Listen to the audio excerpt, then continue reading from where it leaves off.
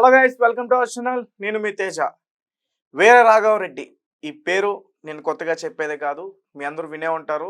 So ఈ వ్యక్తి గత గత కొన్ని రోజుల కిందట చిలుకురి బాలాజీ టెంపుల్ రంగరాజన్ గారి పైన అటాక్ చేశారని చెప్పేసి అతన్ని అరెస్ట్ చేయడం కూడా జరిగింది. రీసెంట్గా అతను బెయిల్ పైన బయటకు వచ్చారు. అసలు అటాక్ చేయాల్సిన అవసరం ఏముంది? మీరేమో ఒక హిందువుడిగా ఉండి పైగా ఒక పూజారి పైన ఎందుకు అటాక్ చేశారు? అలాగే రంగరాజన్ గారిని వీళ్ళు డబ్బులు డిమాండ్ చేశారు, ఆయన ఇవ్వలేదు, అందుకని వీళ్ళు అటాక్ చేశారంటూ కూడా ఒకవైపు ఒక వాదన బయటకు రావడం జరిగింది.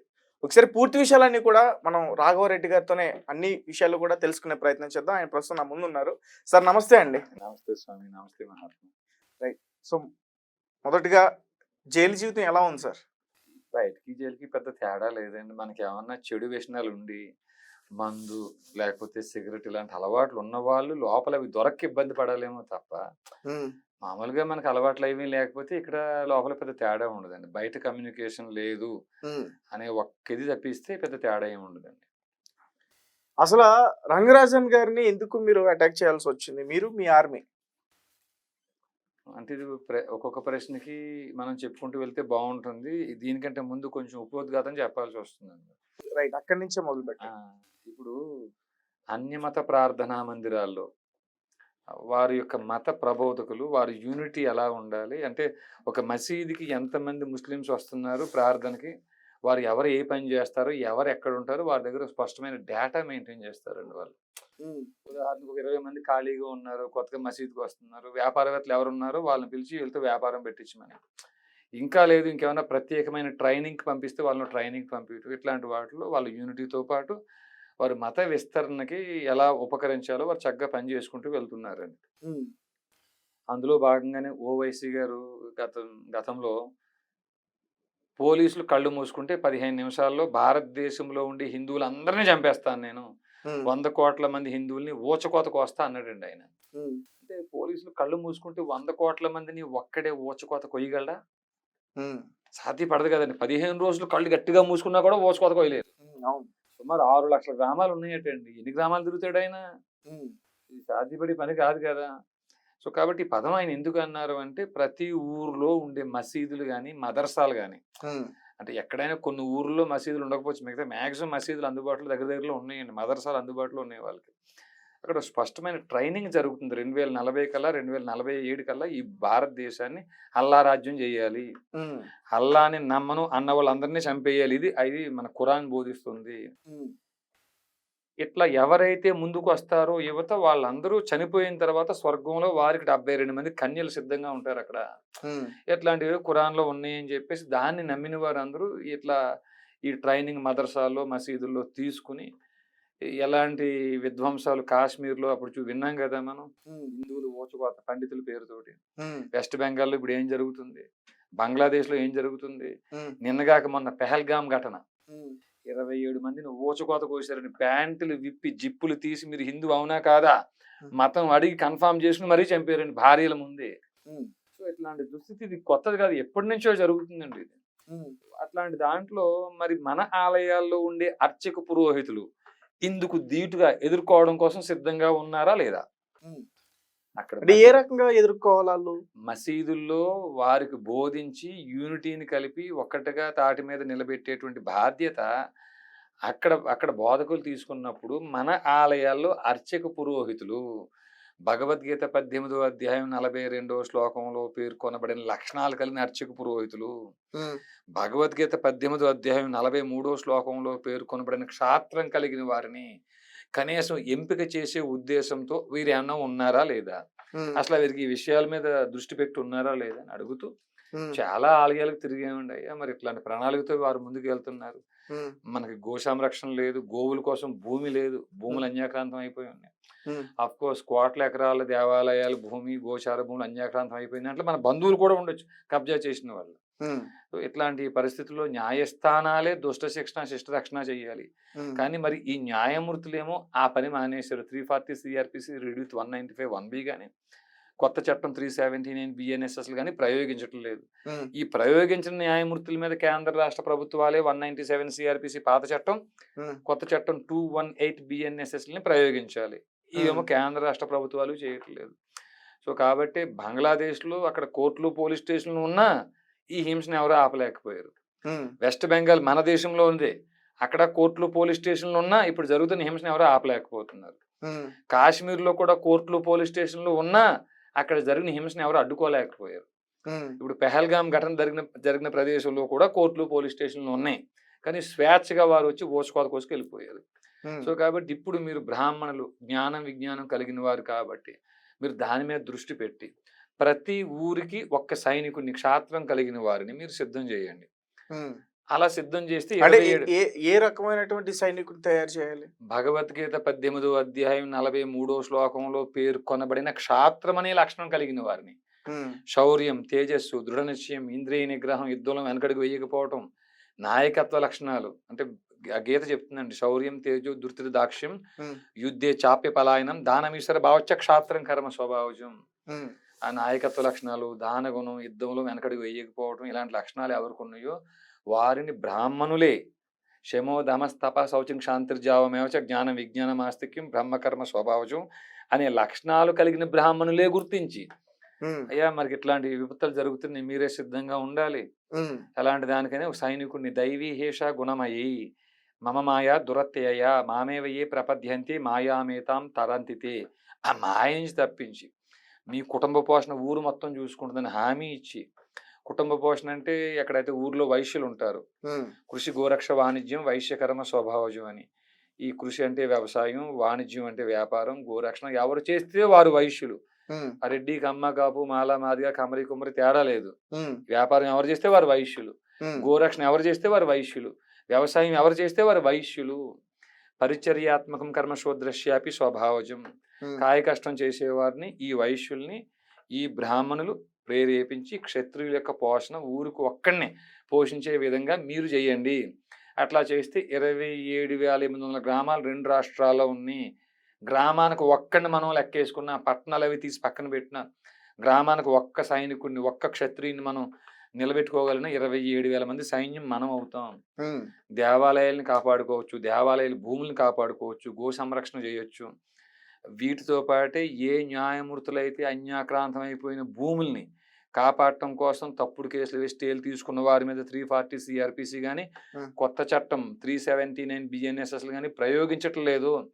ఆ న్యాయమూర్తుల మీద కేంద్ర రాష్ట్ర ప్రభుత్వాలు 197 సిఆర్పిసి కొత్త చట్టం 218 బిఎన్ఎస్ఎస్ ప్రయోగించేటట్టు మనం ఒత్తిడి చేయడం కోసం ఈ సైనిక వ్యవస్థ అంతా కూడా ఒక వ్యవస్థగా ఉంటుంది అని అనేక ఆలయాల్లో అర్చక పురోహితుల్ని కలిసి ఈ కాన్సెప్ట్ మీకు చెప్పింది వారికి చెప్పడం జరిగిందండి. ఇది మీ వెర్షన్? ఈ వీడియో మా వెర్షన్, ఇట్స్ మై రిజాయిండరీ.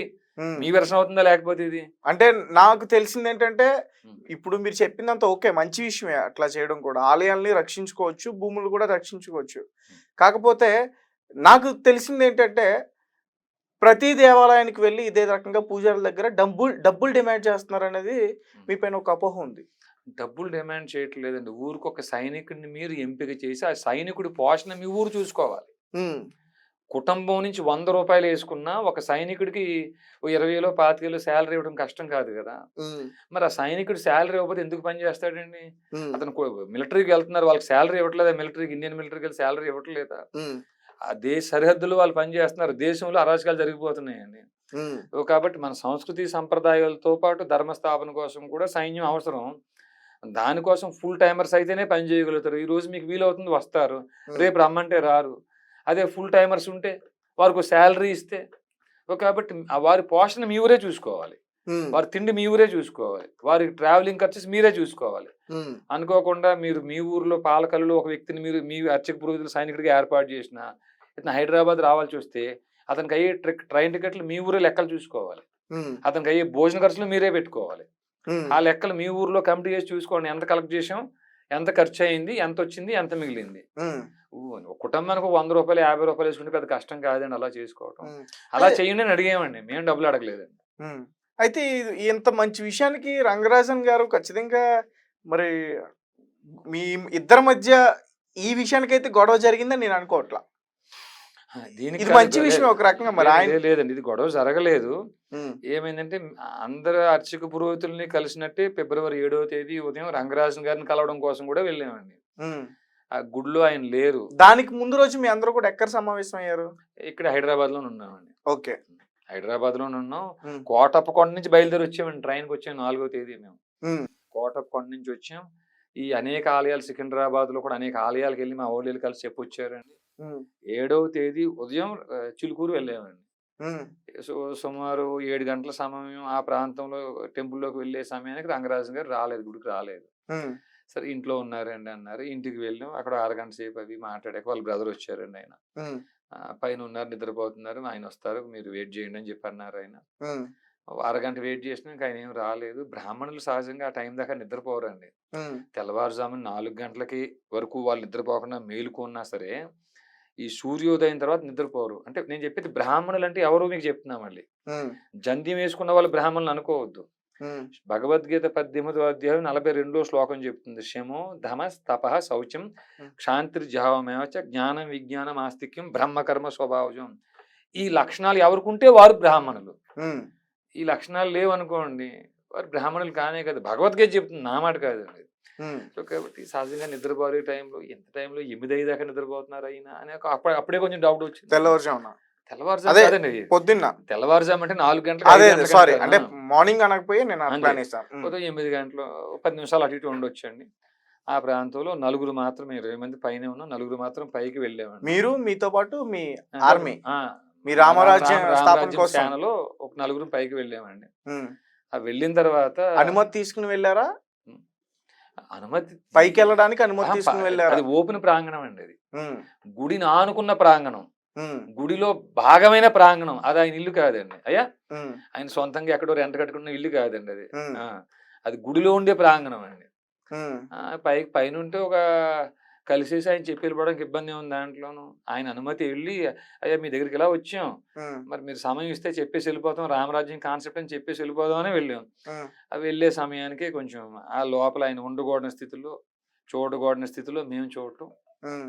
అంటే తలుపులు మేము బలవంతంగా అంటే మేము కొంచెం ఎంటర్ అయ్యే సమయానికి అక్కడ లోపల నుంచి శబ్దాలు వినిపిస్తున్నాయి. హ్మ్. కానీ రంగరాజన్ గారు ఉంటారు. ఆ దుశ్శబ్దాల్లో అని మేము అనుకోలేదు. హ్మ్. బలవంతంగానే కొంచెం ఆ తలుపులు తోసి లోపలికి వెళ్ళే సమయానికి ఆయన మొండి మొలతో ఉన్నారండి. ఏమంటే కింద ఏమీ లేదు. హ్మ్. పైన టీ షర్ట్ ఒకటుంది. ఇప్పుడు టీ షర్ట్ ఏసుకోరు ఆయన. హ్మ్. ఆ టీ షర్ట్ కూడా పైకి లేపబడి ఉంది అది కూడాను. హ్మ్. ఇద్దరు మహిళలున్నారు. ఇవన్నీ చూసి రంగరాజన్ గారని తేరుకోవడానికి మాకే 2 సెకన్ల సమయం పట్టింది. కళ్ళు బైర్లు గమ్మి.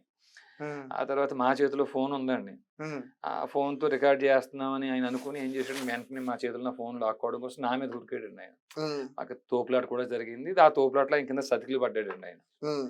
సతికిలు పడిన తర్వాత ఇంక నేను లెగిసి వీళ్ళతో యుద్ధం చేయలేను అనుకున్నాడో ఏమో తెలీదు. హ్మ్. గట్టిగా కాళ్ళు ఆ పట్టుకొని రోజు అలా కింద కూర్చొనున్నారు. మీరు పక్కన కూర్చొని మాట్లాడుతున్నారు. దయచేసి ఎప్పుడు ఇంకా ఇలాంటి పనులు మేము చేయమండి. ఈ విషయాలు మాత్రం బయట పెట్టొద్దు హ్మ్. అని బ్రతిమలాడితే నేను చెప్పాను. తెలియని నట్టబిట్ట శూద్రులు, వనితలు స్వవచమాటుకు ఉపదేశాలు చేయడం కోసమా హ్మ్. మీకుండే పాండిత్యం? హ్మ్. భగవద్గీత 18వ అధ్యాయం 42వ శ్లోకం ఇదే చెప్తుందా? హ్మ్. మీరు ఈ తప్పు చేస్తున్నందుకు నేను తప్పని అనట్లేదు. ఇది దేవాలయ ప్రాంగణంలో చేయడం తప్పు. Biological need I know. హ్మ్. అంతే తప్ప మీరు ఇక్కడ ఈ ప్రదేశంలో చేయడం తప్పు. ఇయన్నీ చెప్పిన తర్వాత ఆయనకి ఎవరికీ చెప్పొద్దని కాళ్ళు పట్టుకొని, హ్మ్. ఆ ఇద్దరు మహిళల్లో ఒక అమ్మాయికి పెళ్లి కాలేదు. హ్మ్. సో, కాబట్టి కొంచెం మీరు దీన్ని ఎవరికీ చెప్పొద్దని బ్రతిమలాడారాయన. హ్మ్. సరే ఎంతసేపు ఆ పెంట మాట్లాడతాం మనం పక్కన పెట్టేసి, అయ్యా బాబు చేసి చెండాలంతా పక్కన పెట్టేసేయండి. చేయకూడనిది పక్కన పెట్టేసేయండి. హ్మ్. ఇక మీదైనా రామరాజ్య స్థాపన కోసం పని చేయండి. హ్మ్. కేవలం మన పూజల కోసం, పునస్కారాల కోసం, కోరికల కోసమే మన గుడిని వాడుకోవద్దు. హ్మ్. ధర్మ స్థాపన కోసం కూడా మనకు ఆ దేవాలయాలు కేంద్రాలుగా మారాలి. అందుకు మీరే కంకణం కట్టుకోవాలి. హ్మ్. అని ఏదో నాకు తెలిసిన 4 భాషల్లో, 4 ముక్కల్లో చెప్పి, ఒక సైనికుడిని ఏర్పాటు చేయండి చిలుకూరు నుంచి. హ్మ్. ఆ సైనికుడి పోషణ మీరే చూసుకోవాలి. ఊరే చూసుకోవాలి. హ్మ్. మీరు అంటే రంగరాజన్ గారు కాదు. ప్రతి కుటుంబం రూ. 50, రూ. 100 వేసుకుంటే సైనికుడి పోషణ అయిపోద్ది. హ్మ్. ఇలా 27,800 గ్రామాల్లో సైన్యం మనం ఏర్పాటు చేసుకోవాలి. మన గో సంరక్షణ, భూ సంరక్షణ అనేదో నాకు తెలిసింది నేను చెప్పాను. హ్మ్. ఆయన కూడా చివరిలో సరైన తల ఊపారు. మేము బయలుదేరి వచ్చేసామండి. హ్మ్. తర్వాత రోజు తెలిసింది మధ్యాహ్నం మా దగ్గరికి పోలీసొచ్చినప్పుడు తెలిసింది మా మీద కేస్ పెట్టారాయన. హ్మ్. 8వ తేదీ ఉదయం కేసు పెట్టారంట. సంఘటన 7వ తేదీన జరిగితేనే. హ్మ్. దానికి మరి ఇన్‌ఫ్లూయెన్స్ ఎక్కువుంది గదా! ఆయనకి రంగరాజన్ గారు సీఎంలు, మన మంత్రులు, హ్మ్. పెద్ద స్థాయి పోలీస్ ఆఫీసర్లు అందరూ ఆళ్ళు గుడికొస్తుంటారు గదా! హ్మ్. ఇంక దాంతో వారు మా ముందు టార్గెటే మా ఫోన్‌లు సీజ్ చేయడమే పనిగా పెట్టుకొని, హ్మ్. ఓ 15 మంది ఫోన్‌లు సీజ్ చేశారు వాళ్ళు. అరెస్ట్ చేశారు. అంటే మీ దాంట్లో రికార్డ్ ఉందా, వీడియో ఉందా? ఉంటుందండి, 7 సెకండ్ల దాకా రికార్డు ఉంటుందండి. 7 సెకండ్స్ ఉమ్. మహిళలతో ఉన్నట్టు రంగరాజన్ గారు అని మీరు షూట్ చేశారా? మహిళలతో ఉన్నట్టు ఉండదండి. ఉమ్. ఇద్దరు మహిళలు నిలబడి ఉన్నారు. లోపల రంగరాజన్ నుంచి సౌండ్స్ విన్నాను అంటున్నారు. ఏ సౌండ్స్ విన్నారు చెప్పండి. చేస్తూ వచ్చే సౌండ్లేనండి. దాంట్లో కొత్త ఏమన్నా మళ్ళీ ఉమ్. సశబ్దం నిశ్శబ్ద క్రియలు నాకు తెలియకపోయినా ఉమ్. ఆ వచ్చే శబ్దాన్ని బట్టి ఏం చేస్తున్నారో తెలుస్తుంది కదండి లోపల నుంచి. ఉమ్. మరి మీరు పైకి వెళ్ళిన చప్పుడు కూడా వాళ్ళకి వినిపించలే రంగరాజన్ గారు? తెలియదు అండి, అది తెలియదు. ఆయన్ని అడగాలి, వినిపించిందని ఆయన్ని అడగాలి. కానీ ఆ రోజు బ్రదర్ కూడా ఉన్నారని చెప్తున్నారు మీరు. కింద ఉన్నారండి, కింద ఉన్నారు. ఆయన చెప్పే లోపలికి వెళ్ళిపోయి ఆయన తలుపు పెట్టుకున్నాడు. ఆయన కూడా ఆయన మా ముందే మాకు చెప్పేసి లోపలికి వెళ్తూ లోపల తలుపు పెట్టుకుని లోపలికి వెళ్ళిపోయారండి ఆయన. అయితే మొత్తానికి మీరు డోరు ఆయన తీసారా, మీరు పక్కన కొట్టుకెళ్ళారు? మేమే బలవంతంగా తోసుకుని వెళ్ళామండి. బద్దలకొట్ల కొంచెం గట్టిగా ఎట్లా ముందుకు లాగి వెనక్కి చూస్తే డోర్ ఓపెన్ అయ్యింది. మీరు ఒక్కసారిగా డోర్ తీసేసరికి ఏం జరిగిందాడ? అంటే ఈ డోర్ తీస్తున్న ఈ శబ్దం పెనుగులాటకి ఏమన్నా ఆయన మా వైపు రావటం మొదలు పెట్టాడేమో. ఆయన ఈ డోర్ వైపు వస్తున్నాడండి, బెడ్ నుంచి డోర్ వైపు నడిచి వస్తున్నాడండి ఆయన. తీయడానికి ఏదో తెలియదు, ఆయన నడిచి వస్తున్నాడు, డోర్ ఓపెన్ అయిపోయింది. ఆ డోర్ ఆయన మీద పడిపోయిందా? లేదు, అట్లేదండి, కొంచెం గ్యాప్ ఉందండి, ఇబ్బంది. సో ఇది ఆ రోజు జరిగిన సిచ్యువేషన్. దాని తర్వాత మీరు దాడి చేశారని చెప్పేసి మీ పైన కేసు పెట్టి మిమ్మల్ని అరెస్ట్ చేశారు. మీ ఫోన్లు సీజ్ చేశారు. ఒకవేళ చూపిద్దాం, అదే మీ దగ్గర రికార్డ్ అయింది చూపిద్దామన్నా కూడా లేకుండా పోయింది. దాని తర్వాత చాలా మంది ప్రముఖులు అందరూ కూడా ఆయన తరపు నుండి మాట్లాడి ఇది తప్పు, ముఖ్యంగా వీరరాఘవరెడ్డిని శిక్షించాలంటూ మాట్లాడారంటారు. ఆయన మొదటి పార్ట్ చెప్పుండకపోవచ్చండి. ఈ రెండో పార్ట్ లోనే నన్ను ఇలా చేశారు, నన్ను తిట్టారు, కొట్టారు, డబ్బులు అడిగారు, ఆయన అనుకూలంగా చెప్పు ఉండొచ్చండి. ఆయన ఈ వెర్షన్ అంతా చెప్తే ఆయన్నే పట్టుకు తిడతారండి. ఇట్లా నేను మహిళతో ఉన్నాను, ఎవరిని కాలు పెట్టుకు బ్రతిమలాడాను, నేను ఇలా జరిగిందని ఈ వెర్షన్ అంతా చెప్పు ఉండకపోవచ్చు ఆయన. నిజంగా ఒకటి వాడి పడేసి ఒకటి చింపేసింది ఉందండి. చింపి అంటే చింపిన కవర్ ఉంది కదా, కవర్ ఒకటి. వీరరాఘవరెడ్డి అన్ని గుళ్ళకి తిరుగుతున్నాడు. వీరరాఘవరెడ్డికి కొంత గొప్ప సైన్యం ఏర్పడింది. మరి అలాంటి వీరరాఘవరెడ్డి అంత క్లియర్ అక్కడ అన్ని దొరుకుతున్నా ఏం చేయలేకపోయాడా? కరెక్ట్ గా ఓ రకంగా మేము అప్పటికప్పుడే వెంటనే 100కో ఫోన్ చేసి కింద భక్తులను అందరినీ పిలిచి చక్కగా యూట్యూబ్ అవి పెట్టేసి ఉంటే అసలు ముందు మనకి డిస్కషన్ అంతా ఉండేది కాదు. నిజంగా తప్పు మీద అబ్సల్యూట్లీ నిజంగా మీరు నిజంగా దాచే ప్రయత్నం చేశారు కాబట్టి. కరెక్ట్. దాంట్లో మాత్రం 100% నాదే తప్పండి. ఎందుకు దాచాలనుకున్నారు? దాచాలని అనుకోవడం కాదండి, ఆ పెద్ద ఆయన కాలు పట్టుకు బ్రతిమలాడటం ఒకటి. ఈ గుడిలో ఇలా జరుగుతుంది, అర్చకులు ఎలా చేస్తున్నారని చెప్పంటే మిగతా అర్చక లోకానికి అందరికీ తలవంపులు రాకూడదు, మన ఆలయ వ్యవస్థకి చెడ్డ పేరు రాకూడదు అని ఆలోచించేవాడి. సో ఆ రోజు జరిగింది ఇది మొత్తం అంతే సార్, ఇదే జరిగింది.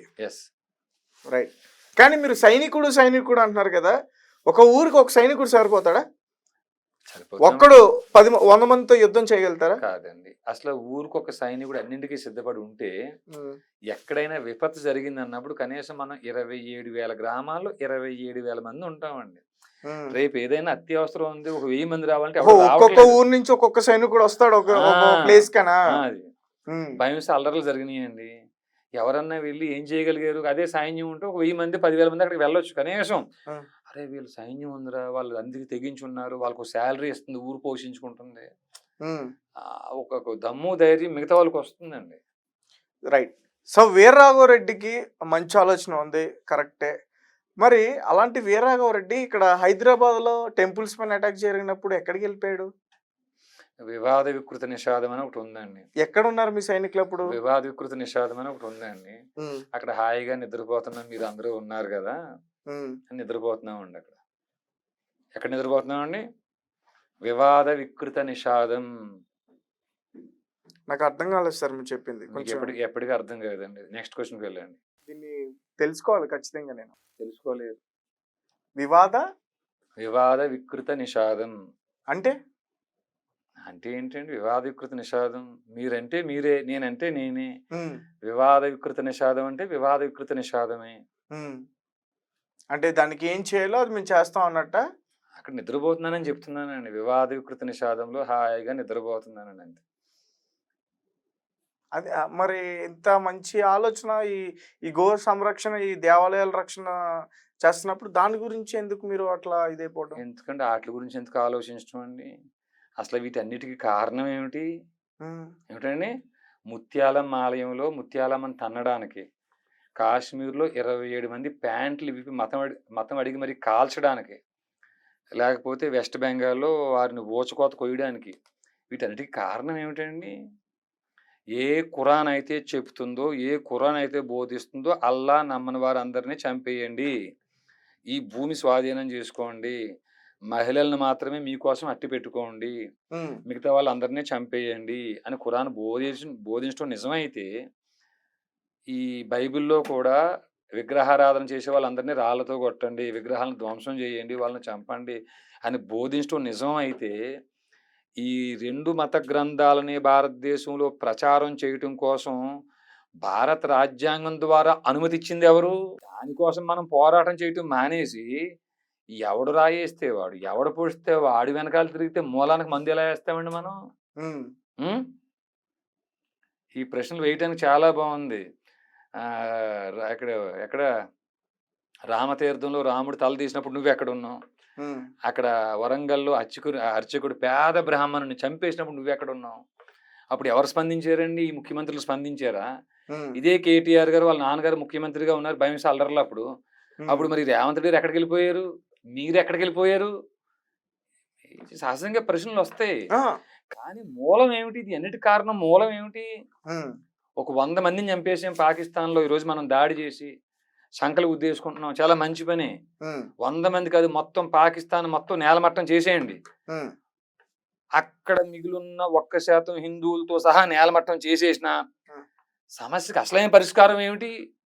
మరి భారతదేశంలో 30 కోట్ల మందో 25 కోట్ల మందో ముస్లిమ్స్ ఉన్నారండి. ఇక్కడ ఆ 25-30 కోట్ల మంది ముస్లిమ్స్లో కనీసం 1%, 2% అల్లాని నమ్మని వాళ్ళందరినీ మేము చంపేస్తాం, ఇది మా జిహాద్ చెప్తుంది, ఇది పవిత్ర యుద్ధం మాకు ఇది అనే పేరుతో వాళ్ళందరూ రేపు దాన్ని విధ్వంసానికి దిగితే ఇక్కడ మిగిలిన హిందువుల పరిస్థితి ఏమిటి?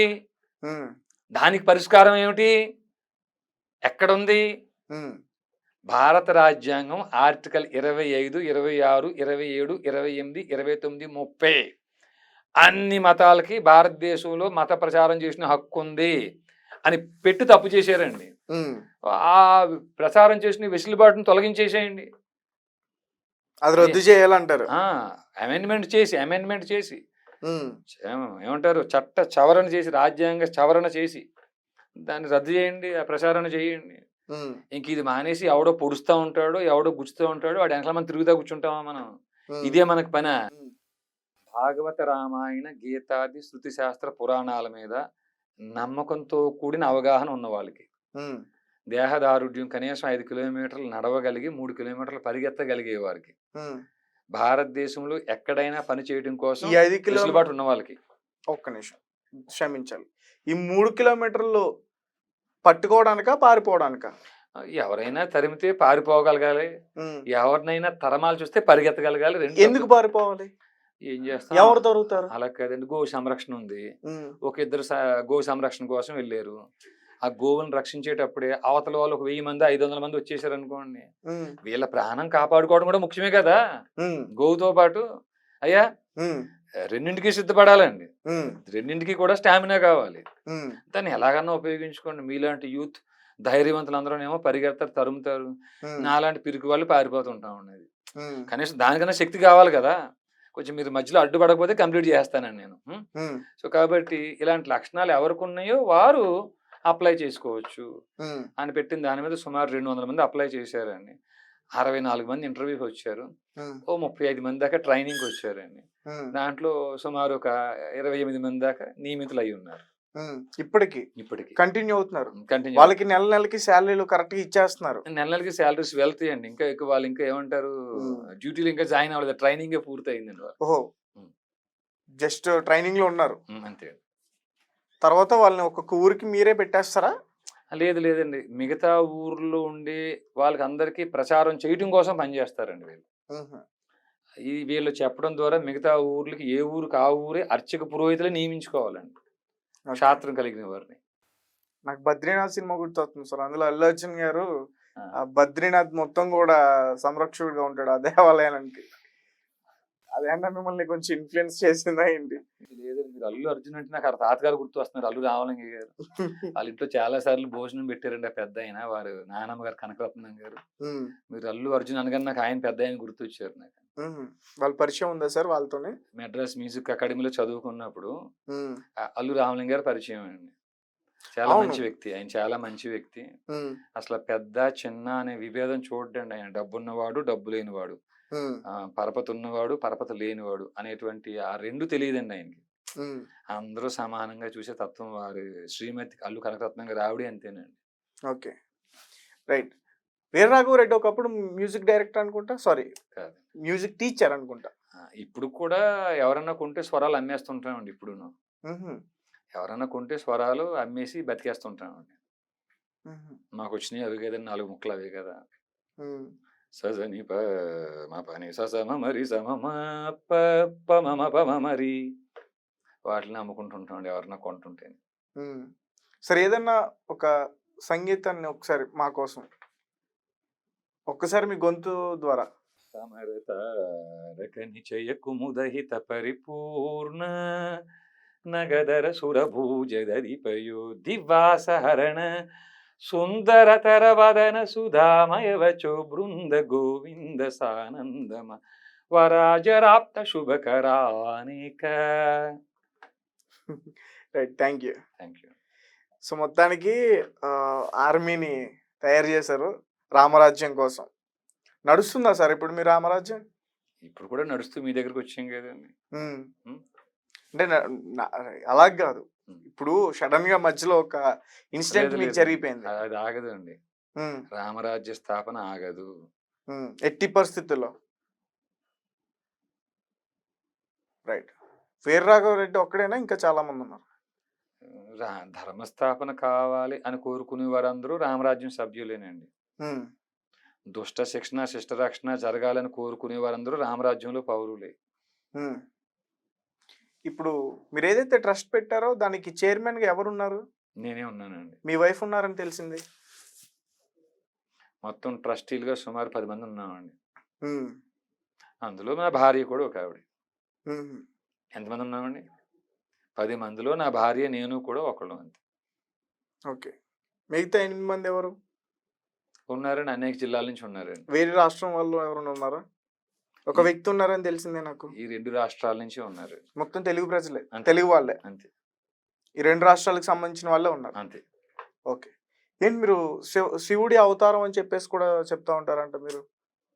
అర్థం కాని వాళ్ళు అనుకుని ఉంటారండి. హ్మ్. ఎప్పుడు ఎన్ని నేను జన్మలెత్తినా శివావతారాన్ని ఇది ఎప్పుడు చేశాను. ఎప్పుడు రామరాజ్యం స్థాపించడానికి నేను వచ్చానంటూ కూడా చెప్తా ఉంటారంట. ఎవ్వరికీ చెప్పలేదండి. హ్మ్. అలాగే వాళ్ళేమన్నా భ్రమపడ్డారేమో. హ్మ్. కంప్లెయింట్‌లో రంగరాజన్ గారు అలాగే రాశారు. నేను హ్మ్. ముక్కంటి అవతారం అని అన్నాడని ఆయన రాశారండి. అది అబద్ధం అండి. హ్మ్. ముక్కంటి బంటు. ఏమిటండి? హరిగుణ మణిమయ స్వరాలు కంఠాన ధరించిన వాడి బంటుని.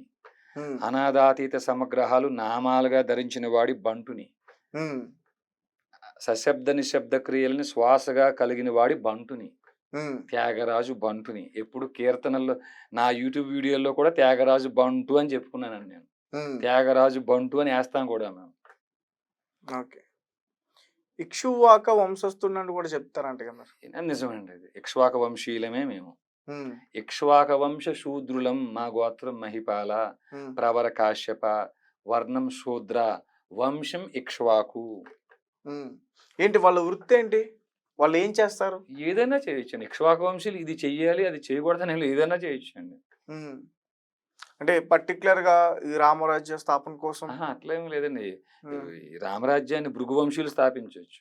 రామరాజ్యాన్ని భరత వంశీయులు స్థాపించొచ్చు. హ్మ్.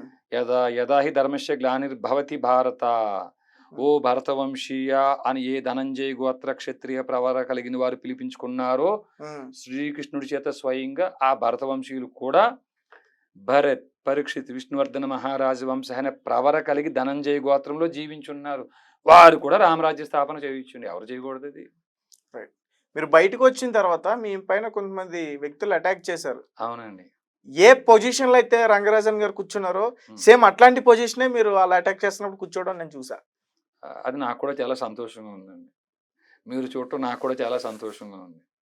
అట్లా కూర్చొని అట్లా తల వంచుకొని ఏం మాట్లాడకుండా ఏదో వాళ్ళు అడిగిన దానికి ఏదో చిన్న సమాధానం ఏదో అది చెప్తున్నట్టు. తప్పండి. మీరు సరిగ్గా చూడలేదు. మీరు హ్మ్. సరిగ్గా చూడలేదు. చుట్టూ నలుగురు కాపలా ఉన్నారు చూసారండి? మీకా? ఆ నలుగురు కాపలా నుంచున్న వాళ్ళు స్థానికులండి. వాళ్ళు ఎవరో కూడా తెలీదు నాకు. హ్మ్. వీళ్ళు దాడి చేస్తుంటే వారొచ్చి కాపాడారండి. ఎక్కడ సార్ దాడి జరిగింది? మొయినాబాద్ పిఎస్ నుంచి సుమారు ఒక 2, 3 కిలోమీటర్ల లోపే దక్కన్ షాయి అనే ప్రాంతంలో జరిగిందండి. ఆ రోజు అక్కడికి ఎందుకెళ్లారు మీరు? అంటే మాకు కండిషనల్ బెయిల్ ఉంది కదండీ! 4 వారాలు సంతకం పెట్టాలి. ఎవ్రీ వీక్ వన్ టైమ్ వెళ్ళాలి. పిఎస్‌కి వెళ్ళాలి. హ్మ్. ఆ రోజు లాస్ట్ థర్స్‌డే అండి. 3 గంటలకు వెళ్ళాము.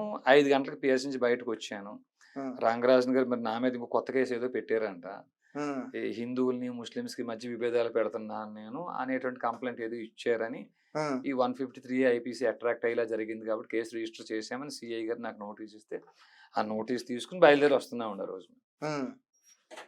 ఇస్తున్న టైంలో ఎవరన్నా టార్గెట్ చేసి చేశారా? ఉండొచ్చు. హ్మ్. అక్కడ పోలీస్ స్టేషన్ నుంచి మొట్టమొదటిగా వచ్చిన వాళ్ళు ఏమన్నారు మిమ్మల్ని? ఏం అనలేదండి. అకారణంగా మీ గొడవ పేరు అడిగారా? పెట్టుకున్నారు. అహా! ఏం అడగలేదండి. హ్మ్. అకారణంగా గొడవ పెట్టుకున్నారు. గొడవ పెట్టుకున్న సందర్భంలో నాతో పాటు కూడా ఇద్దరు గొడవ ముగ్గురున్నారు. ఎలా మొదలైంది అంటున్నా? నాతో పాటు ఇద్దరు ముగ్గురున్నారు. మీకు సంబంధించిన వాళ్ళు? నాకు కూడా వచ్చిన వాళ్ళున్నారు. వాళ్ళతో పాటు అకారణంగా గొడవ పెట్టుకొని వాళ్ళని కొట్టడం స్టార్ట్ చేశారండి వాళ్ళు. సో, ఈ లోపులో అక్కడ లోకల్ స్థానికులు కూడా వచ్చారు. ఈళ్ళు వచ్చే లోపల 2, 3 కర్రలు తీసుకొని నాకు ఇక్కడో దెబ్బ నాకు కూడా పడింది. హ్మ్. ఆ తర్వాత పోలీసులు ఇన్స్‌పెక్టర్ అక్కడికొచ్చారు. స్పాట్‌కొచ్చారాయన. సబ్ ఇన్స్‌పెక్టర్ స్పాట్‌కొచ్చారు. హ్మ్. మొయినాబాద్ ఎస్‌హెచ్‌ఓ. మా కేస్‌లో ఐఓ నరసింహారావు గారు ఆ స్పాట్‌కొచ్చే సమయానికి వీళ్ళు పారిపోయారండి అది. హ్మ్. ఏమిటండి? వీళ్ళందరూ పారిపోయారు మీ పైన. పారిపోయారు. అది. హ్మ్. అది. అంటే వాళ్ళు ఎవరై ఉంటారు? ఈ రంగరాజన్ గారికి సంబంధించిన వాళ్ళు రంగరాజన్ ఎవరైనా గారి ఉంటారు? మనుషులని మీరు మీరు భావించారా? నేను రంగరాజన్ గారి మనుషులని అనుకుంటున్నాను నేను. హ్మ్. పోలీసులు మాత్రం మరుసటి రోజు వారిని అరెస్ట్ చేసి 10 మందిని అరెస్ట్ చేసి స్టేషన్ బెయిల్ ఇచ్చారని విన్నాను నేను. హ్మ్. పోలీస్ స్టేషన్‌లోనే చెప్పారు స్టేషన్ బెయిల్ ఇవ్వాల్సొచ్చిందంటే 10 మందిని అదే 20, 30 మంది ఉన్నారు కదా! అడిగాను నేను. దాంట్లో చాలా మంది చూడ్డానికొచ్చారు అని చెప్పేసి అన్నారు వాళ్ళు. అదేంటి మరి మా కేసులో మేము దాడి చేసామని మమ్మల్నేమో రిమాండ్‌కి పంపించారు. మా ఫోన్‌లు సీజ్ చేశారు. మా కార్లు సీజ్ అయినియి. మరి నన్ను నా మీద దాడి చేసిన దాంట్లోనేమో మీరు వాళ్ళని ఎందుకు రిమాండ్‌కి పంపలేదు? ఎందుకు వాళ్ళ వెహికల్ సీజ్ చేయలేదు? ఎందుకు వారి ఫోన్‌లు మీరు సీజ్ చేయలేదు? ఇయన్నీ ప్రశ్నలు అడిగానండి. పోలీస్ స్టేషన్‌లో అడిగానండి నేను. మీ కార్లు కూడా సీజ్ చేసారా? సీజ్ చేశారు. ఏమేమి సీజ్ చేసారు? మీ కారు, మీ 3 కార్లండి. 3 కార్లు. మీ 3 కార్లు, హ్మ్. మీ 3 నావి కాదు. నాది క్రూజ్, చెవర్లే క్రూజ్, ఒక 2 స్నేహితుల కార్లండి. హ్మ్. ఓకే. మరి ఇప్పుడెలా తిరుగుతున్నారు బయట? ఆ 2 కార్లయితే వాళ్ళ కార్లు ఇడిపించి ఇచ్చేసామండి. మా కారొకటుంది. హ్మ్. ఇప్పుడు ఏదో రకంగా మీలాంటి స్నేహితులు డ్రాప్ చేయటమో, లేకపోతే ఏ క్యాబో బుక్ చేసుకోవడానికి ఇబ్బంది లేదు గదండీ. హ్మ్. కాదు వీరరాఘవరెడ్డిని చూస్తుంటే చాలా అమాయకుల్లాగా నేను ఏదో నా పని చేసుకుంటూ వెళ్తున్నాను సార్ అంతే రామరాజ్యం కోసం అన్నట్టుంది. కానీ వెనకాల పెద్ద బ్యాక్‌గ్రౌండ్ ఉన్నట్టు అనిపిస్తుంది. పెద్ద దాని బ్యాక్‌గ్రౌండ్ గురించి నేను చెప్పను కానీ నేను చేస్తానని చెప్తున్నారు మీరు. చాలా పెద్ద బ్యాక్‌గ్రౌండ్ ఉందండి. హ్మ్. మీకు చెప్పాను గదా! ఒక పెద్దాయన ఉన్నాడు ముష్టాయన, శమన వైరి అని. హ్మ్. చాలా పెద్ద బ్యాక్‌గ్రౌండ్ అండి. హ్మ్. లోకమంతా వెనకాల లేకపోయినా పర్లే అతను ఒక్కడుంటే సరిపోతుందండి. అలాంటి వాడు వెనకాల ఉన్నాడండి. రైట్. అనాథాతీత సమగ్రహాలను 3 నామాలుగా దాల్చి ఉన్నాడండి ఆయన. హ్మ్. హ్మ్. సరే అంటే బయటకొచ్చిన తర్వాత మరి రంగరాజన్ గారితో మాట్లాడే ప్రయత్నం చేశారా ఎప్పుడన్నా? లేదండి. ఎందుకు? ఎందుకో కూడా తెలీదని చేయలేదు. హ్మ్. ఒక ఆడియో కూడా బయటకొచ్చింది సార్. మరి మీ ఊరు నుంచే వచ్చిందనుకుంటా. అనపర్తి నుంచి వచ్చిందనుకుంటా. కాదండి. ఆయన మాట్లాడిన ఆయన వైవి చౌదరి గారండి. హ్మ్. ఆయన ప్రెజెంట్ వైజాగ్‌లో ఉంటున్నారాయన. మా ఊరు దగ్గరే. మెండపేట ఆయన ఊరండి ఆయనది. హ్మ్. సో, ఇట్లాంటి రంగరాజన్ గారి మీద ఇలాంటి విషయాలు బయటకొస్తున్నాయి గదా! ఏంటో కనుక్కుందాం. రంగరాజన్ గారి నాన్నగారు సౌందరరాజన్ గారి దగ్గర పనిచేసిన వ్యక్తి మనకు తెలుసు గదా! హ్మ్. అతనికి ఫోను చేసి మనం కనుక్కుందాం అని ఫోను చేసినట్టున్నాడండి ఆయన. హ్మ్. ఫోను చేసి, "అరేయ్ బాబు మీ గురువుగారి మీద ఇలాంటి ఆరోపణలొచ్చినాయి ఏంటని" చెప్పి అడిగితే, "అవును గురువుగారు ఈ విషయాలన్నీ ఇప్పుడు ప్రత్యక్షంగా చూసాను నేను. శ్రీదేవి అక్కకి చెప్పాను. శ్రీదేవి అక్కేమో పెద్దోళ్ళ విషయాలను పట్టించుకోవద్దని శ్రీదేవి అక్క. హ్మ్. ఇంక అలాంటప్పుడు నేను మానేసాను. ఎప్పటికన్నా బయటకొస్తాయని అనుకున్నాను. ఇప్పుడు బయటకొచ్చినియి. హ్మ్. ఏంటి మరి రంగరాజన్ గారికి అమ్మాయిల అలవాటు ఉందా?" అని అడిగాడండి ఆయన. "ఆ! హ్మ్. ఉంది. ప్రత్యేకంగా పైన రూమ్ ఏర్పాటు చేసుకున్నారు అమ్మాయిల కోసమని. హ్మ్. గోశాల దగ్గరే చికెన్, మటన్ వండుకు తింటారు. రంగరాజన్ గారేమో స్పూనేసుకు తింటారు చెయ్యి పెట్టుకొని" ఇవన్నీ చెప్పుకొచ్చాడండి ఆయన.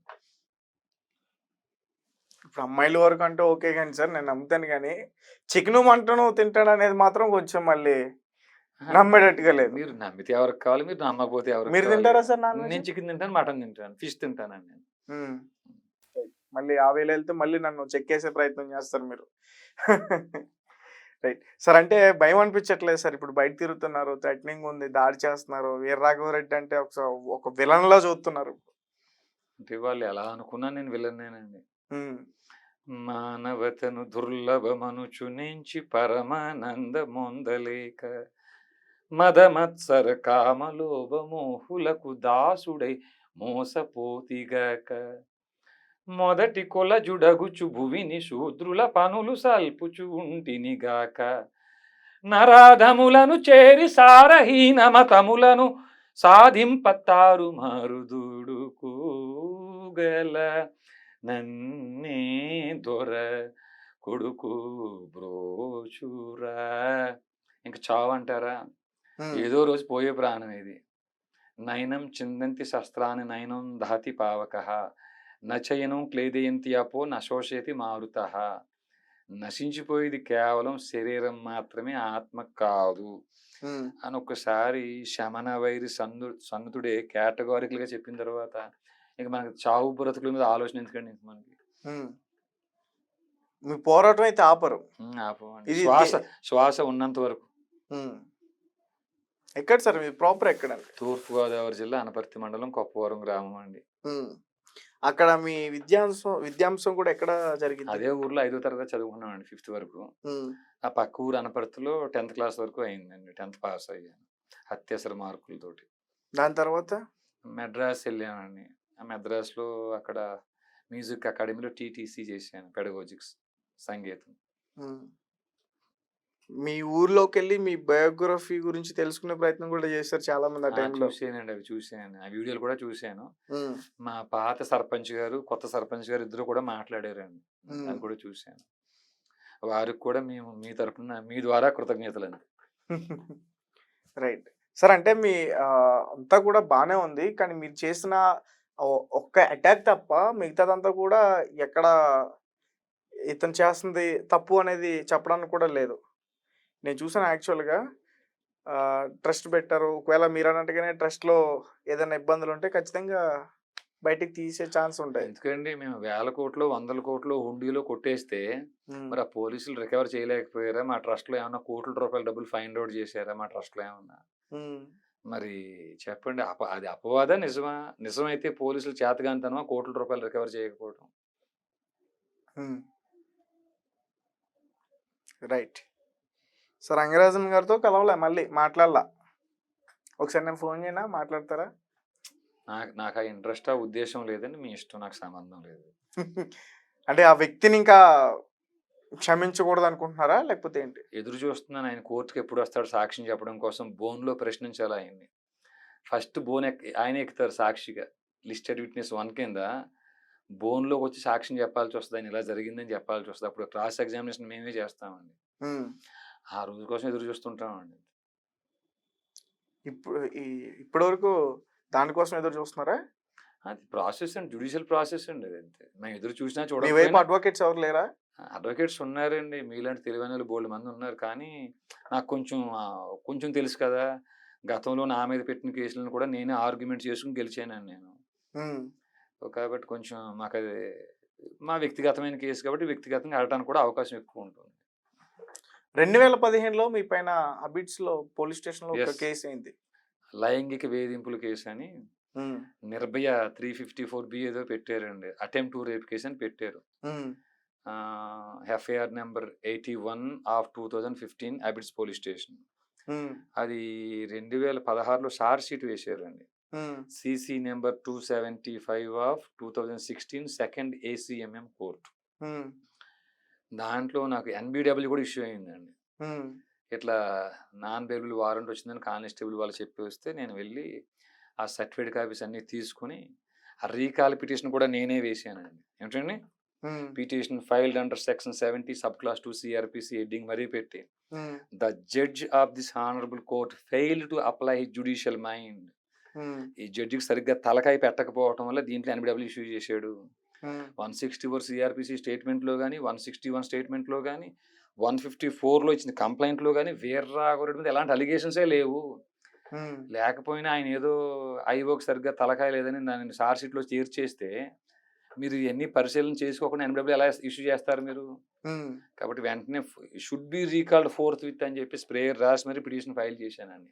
ఉమ్, లాయర్ని పెట్టుకోకుండా రీకాల్ నేనే చేయించుకున్నాను. ఆ కేసు నేను ఆర్గ్యుమెంట్ చేశాను. నేను లిస్టెడ్ విట్నెస్ 1 డిఫాక్టో కంప్లైంట్ ఎవరైతే భ్రమరాంబ అన్నారో ఆవిడ అమ్మాయో అమ్మమ్మో తెలియదు కానీ ఆవిడని కూడా నేనే క్రాస్ ఎగ్జామినేషన్ చేశానండి. ఉమ్, క్రాస్ ఎగ్జామినేషన్ టైంలో నేను ఎవరో తెలియదు అందండి ఆవిడ. జడ్జి గారు కేసు కొట్టేస్తా మీరు ఎవరో తెలియదటండి ఆవిడకి అని చెప్పి అన్నారు ఆయన. అలా కేసు కొట్టేయద్దండి. A1 ఎవరో చనిపోయారు ఆయన. ఉమ్, ఇప్పుడు A2 నేనే ఉన్నాను ఈ కేసులో. ఒకసారి నేను గెడ్డంతో ఉంటా, ఒకసారి గెడ్డం లేకుండా ఉంటా, ఒకసారి సన్నగా ఉంటా, ఒకసారి లావుగా ఉంటాను. ఉమ్, ఆవిడ గుర్తుపట్టి ఉండకపోవచ్చు, ముందు క్రాస్ చేస్తాను మీరు ఆగండి అని చెప్పేసి నేను క్రాస్ చేశానండి ఆవిడ. ఉమ్, క్రాస్ ఎగ్జామినేషన్ చేశాను.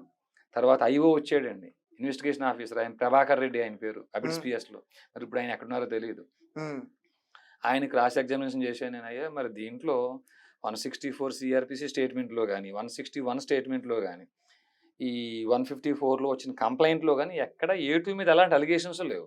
ఉమ్, కానీ మీరు ఎందుకని A2ని ఛార్జ్ షీట్లో నేరస్తుడిగా పేర్కొని నాకు ఛార్జెస్ ఫ్రేమ్ చేశారు అడిగితే ఉమ్, మీరు అబెట్టారండి, మీ ప్రోత్సాహంతో A1 రేప్ అటెంప్ట్ చేశాడు అన్నాడండి ఆయన. ఉమ్, అయితే నేనన్నా అవునా, నా ప్రోత్సాహంతో A1 రేప్ అటెంప్ట్ చేశాడా? మరి ఈ విషయాన్ని మీకు A1 చెప్పాడా? ఉమ్, కన్ఫెస్మెంట్ స్టేట్మెంట్ ఇచ్చాడా మీకు ఆయన? ఎక్కడుందో చూపించండి నాకు కన్ఫెస్మెంట్ స్టేట్మెంట్లు అడిగాను నేను. ఉమ్, ఆయన ఎక్కడ ఇవ్వలేదు అన్నాడు ఆయన. సంతోషం. మరి అలీజ్డ్ విక్టిమ్ డిఫాక్టో కంప్లైనెంట్ ఎవరైతే బాధితురాలుగా మీరు ప్రవేశపెట్టారో ఉమ్, ఆవిడ ఏమన్నా మీకు స్టేట్మెంట్ ఇచ్చారా? ఉమ్, వీర్రాఘవరెడ్డి చాలా వెదవండి వీడు, A1 చాలా మంచోడు, వాడిని ప్రోత్సహించింది ఈ విధంగా చెప్పేసి ఏమన్నా స్టేట్మెంట్ ఆవిడ ఇచ్చిందా మీకు? కన్ఫెస్మెంట్ స్టేట్మెంట్ అడిగాను, ఇవ్వలేదు అన్నారు. ఇంకా సంతోషం. ఉమ్, మా పోతులూరు వీరబ్రహ్మేంద్ర స్వామి గారిలో మీకు కాలజ్ఞానం ఉండి అన్ని మటర్లకి మానభంగాలకి నేనే కారకుడని బాగా గుర్తుపెట్టేశారు మీరు. ఉమ్, మీరు జ్ఞానే మీరు ఉమ్, గుర్తుపెట్టేశారు, బాగా గుర్తుపెట్టేశారు. అబెటర్ని అంటున్నారు కదా, అబిట్మెంట్ అంటున్నారు కదా, గుర్తుపెట్టేశారు కదా. మరి అబిటర్కి పెట్టాల్సిన సెక్షన్స్ 108 109 ఉంటుంది కదా మీ ఐపీసీలో, ఆ సెక్షన్ పెట్టారా ఈ ఛార్జ్ షీట్లో అని అడిగానండి నేను. ఉమ్, లేదని అన్నాడు ఆయన. అసలు ముందు మీరు నిజమైన పోలీస్ ఆఫీసరేనా? ఉమ్, అయ్యా న్యాయమూర్తి గారు ముందు ఒకసారి ఈయన్ని మనం క్రాస్ ఎగ్జామినేషన్ ఇక్కడితో ఆపేద్దామండి, ముందు ఈయన సర్టిఫికెట్స్ ఒకసారి వెరిఫై చేయండి మీరు, నిజమైన ఆఫీసర్ అవునో కాదని డౌట్ వస్తుంది నాకు. అబిటర్ నేనే అంటున్నాడు, ఆ సెక్షన్ పెట్టలేదు అంటున్నాడు, అప్పుడు కేసు ఎలా చెల్లుబాటు అవుతుంది? కేసు పక్కన పెట్టండి, మీరు ముందే కేసు కొట్టేస్తున్నారు, నేనే వద్దన్నారు, పక్కన పెట్టండి, ముందు ఈయన సర్టిఫికెట్స్ వెరిఫై చేయండి అని చెప్పేసి ఇలా చేయటం ద్వారా ఇంకా ఆయన కోర్టులోనే క్షమాపణ చెప్పడం జరిగింది అనుకోండి. ఆయన ఉమ్, ఏదో ప్రెజర్ వల్ల చేసామని చెప్పేసి తర్వాత కాలంలో ఆ కేసు అప్పుడే కొట్టేశారు అనుకోండి, వేరే విషయం అది. ఉమ్, ఒకవేళ ఎవరైనా ఈ CC నెంబర్ 275/2016 ఏదైతే సెకండ్ ACMM కోర్ట్ నాంపల్లి ఉందో నిరూపించే అడ్వకేట్ కానీ అయ్యా ఎవరైనా వచ్చి నిరూపించాలనుకున్న కేసు మళ్ళీ రీఓపెన్ కాలితే పిటిషన్ వేయండి, నేను అబ్జెక్షన్ కూడా చెప్పను నేను, కానీ బహిరంగ విచారణ పెట్టేటట్టు ప్లాన్ చేయండి అయ్యా, అందరికీ తెలియాలి కదా మళ్ళీ.